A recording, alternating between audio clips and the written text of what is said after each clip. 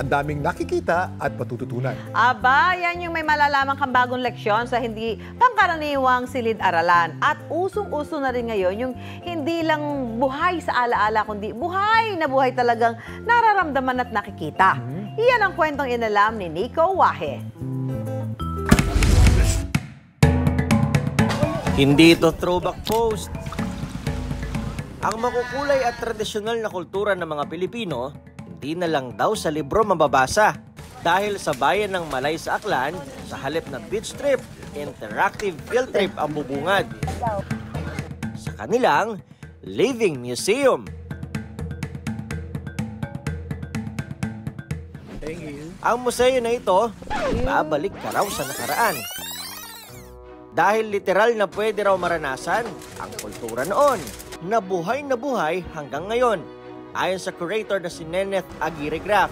Gumawa ako ng isang proyekto para masiguro na maski paano may livelihood yung aking mga matatanda at saka maging tourist attraction. Kinonceptualize ko, picking the brains ng mga matatanda namin. Kinuha namin lahat ng activities ng mga tao nung araw. Sa loob ng 2 oras, malilibot na ang 10 interactive station ng museum. Pero hindi ito sa beachfront, kundi sa Barangay Motag Living Museum sa bayan ng Malay.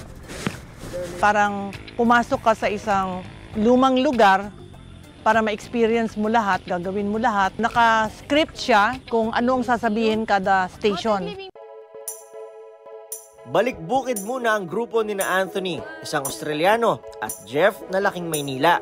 It's a farming experience. Ano ang mga relevance ng mga nakasabit na mais, ng mga nakasabit na palay, paano sila bumababa sa bukid, mag-prepare ng kanilang araruhan, no? Magsakay ng kalabaw, paano nila piniprepare yung palay bago maging bigas. Natuturuan sila na gumawa ng mga basket, pati yung mga herbal medicine na ginagamit ng mga tao nung araw. Wala kaming doktor dito walang ospital.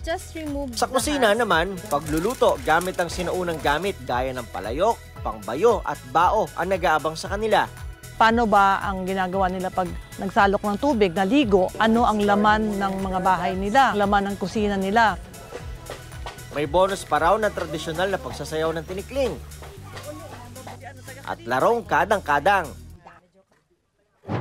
Sa tala ng 2020 census, 3% ng populasyon ng Malay ay elderly o matatanda.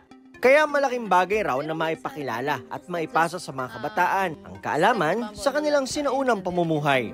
Ayon sa Malay Tour Guide Association Incorporated Chairman na si Ederson Lozada.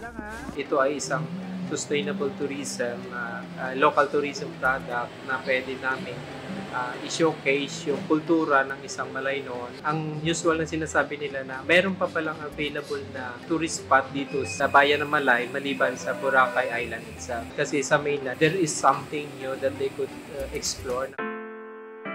Ang tour ay nagkakalaga ng $850.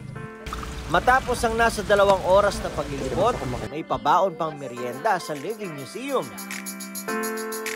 First time ko siyang marinig na merong ganitong klaseng ino-offer si tourism. It gives me interest and parang tanggalin lang yung barrier. Kung given a chance na makabalik and with friends or family, gagawin ko siya ulit. I think it's an excellent thing that Motag are doing here because it's providing employment, it's showcasing the ways that things were done in the past. I was looking to do something just a little bit different and this is a different activity.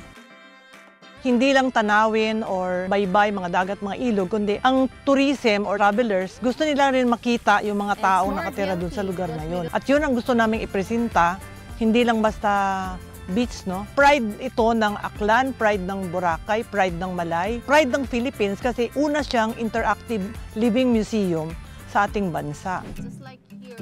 Ang mayaman na kultura ng mga Pilipino, bakas pa rin saan mang probinsya magpunta.